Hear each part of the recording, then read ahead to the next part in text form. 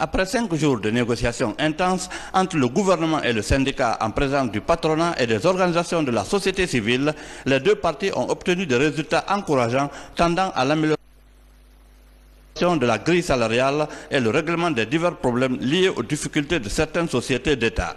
Des résultats qui tiennent compte de la conjoncture difficile que traverse le pays suite aux conséquences liées à l'épidémie à virus Ebola qui a fait déjà des milliers de victimes. Le mouvement syndical, concernant la nouvelle grille salariale, nous sommes convenus qu'une étude soit faite avec une commission tripartite pour améliorer la grille qui a été proposée et transposer cette grille au plus tard le 30 juin avec les augmentations qui sont convenues actuellement.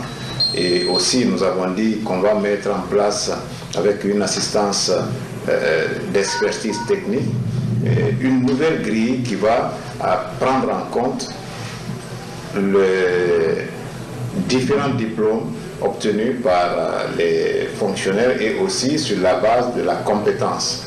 Et cette deuxième catégorie de grille va être disponible à la fin du mois d'octobre. Nous avons aussi parlé et se mettre d'accord sur l'augmentation des salaires. L'augmentation des salaires, et nous avons examiné la situation, la conjoncture économique actuelle.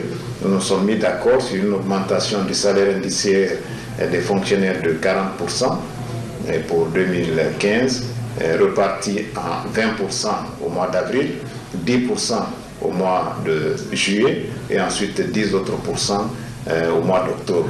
Nous avons convenu aussi que les pensions de retraite seront revalorisées en 2015 après une étude qui va se terminer au mois de juin, et de commun accord, nous allons fixer un pourcentage d'augmentation de ces pensions. Nous avons également parlé de l'opérationnalisation de l'INAMO et de la Caisse nationale de prévoyance d'ici au plus tard le 31 mars 2015, en mettant en place une direction générale bien sûr et le conseil d'administration. Nous avons également parlé des contentieux. Il y avait des anciens contentieux sociaux. Feralux, le gouvernement s'est engagé à respecter le jugement qui a été prononcé par la justice, parce qu'il faut quand même qu'il y ait séparation des pouvoirs. Nous avons dit, comme la justice était déjà saisie de cette question, nous allons essayer d'appliquer la décision de justice. Ensuite, en ce qui concerne la Sotelgui, là, le gouvernement a déjà fourni beaucoup d'efforts. La participation qui restait, un peu près de 12 milliards, nous avons déjà payé 8 milliards à la Caisse nationale de sécurité sociale, et le reliquat est en voie d'être payé également. Là aussi, il n'y a plus de problème. Les contentieux sociaux nouveaux concernant CO5 et aussi d'autres sociétés, nous avons dit que le gouvernement fera tout pour sauvegarder les emplois des travailleurs et des fonctionnaires. Concernant les barrages routiers, nous sommes mis d'accord de supprimer tous les barrages non conventionnels, et aussi pour renforcer les dispositifs de sécurité en mettant des brigades mobiles en place entre les principaux axes pour lutter contre les coupeurs de route. La flexibilité liée au pétrole, nous nous sommes dit qu'il va falloir se mettre d'accord sur une évaluation dans 2 mois pour voir si on peut effectivement voir dans quel sens aller.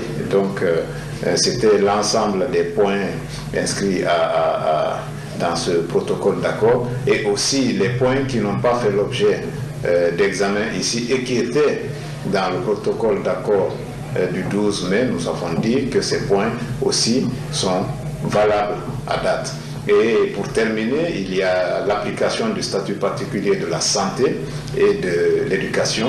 Nous nous sommes mis d'accord également de faire tout pour que les anciens stocks qui sont à régulariser puissent l'être avant le 31 mars 2015. Nous nous sommes dit quand même l'esprit dans lequel le gouvernement a fourni les efforts pour régulariser la situation des enseignants, que ce soit les primes de zone ou les primes de préparation, ou d'autres primes liées au statut particulier de l'éducation depuis 12 mai jusque maintenant, cet esprit a été salué par le mouvement syndical parce que le gouvernement a fourni beaucoup d'efforts. Également, c'est la même chose au niveau du statut particulier de la santé. Nous avons constaté avec bonheur que le gouvernement a fourni également beaucoup d'efforts dans ce cadre. Pour harmoniser les données et éviter les dérapages de part et d'autre, les deux parties sont convenues de créer un comité tripartite, gouvernement, syndicats et patronat, pour assurer le suivi du protocole d'accord. Pour éviter l'incompréhension dans le futur, la commission de négociation a jugé opportun de créer cette fois-ci un comité tripartite de 10 membres, 3 du gouvernement, 3 du mouvement syndical et ensuite 3 du patronat, coiffés par le médiateur, c'est-à-dire l'inspecteur général du travail. Et donc je pense que nous allons, dans les jours qui viennent, mettre en place ce comité de suivi qui va nous permettre justement de voir à chaque étape où nous en sommes, quelles sont les difficultés et quelles sont les mesures correctives à prendre. Au terme des négociations, le secrétaire général de la Confédération nationale des travailleurs de Guinée, au nom du syndicat, a invité les travailleurs à reprendre le travail sans délai. Le mouvement syndical guinéen, signataire de l'avis de grève du 26 décembre 2014, remercie tous les travailleurs et travailleuses qui ont observé le mot d'ordre de grève dans la discipline sur toute l'étendue du territoire national. Au regard des avancées significatives, des résultats obtenus et pour la préservation de la paix sociale, le mouvement syndical guinéen décide de la suspension de la grève déclenchée le 5 janvier 2015. En conséquence, tous les travailleurs et travailleuses sont invités à reprendre le service le 7 janvier 2015 à 8 heures.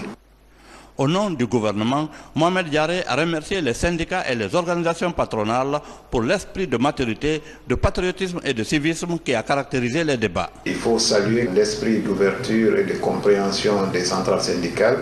Il faut aussi saluer l'appui, l'assistance et la compréhension du patronat qui a permis au gouvernement d'avoir un consensus autour des réclamations faites par les centrales syndicales. Aujourd'hui, nous sommes dans une situation économique difficile, nous sommes dans une situation sanitaire difficile. Comme le chef de l'État l'a dit, il faudrait que nous tous, nous mettions debout derrière lui pour lutter contre cette épidémie. Je pense qu'une fois que l'épidémie sera vaincue, notre économie va encore redémarrer plus fortement pour le bonheur de l'ensemble du peuple de Guinée. De l'analyse de la situation liée au dénouement de cette crise, il appartient à chaque Guinéen désormais de jouer sa partition pour la mobilisation accrue des recettes afin de mieux répondre aux attentes des populations en matière d'investissement avec à la clé l'amélioration des conditions de vie des Guinéens.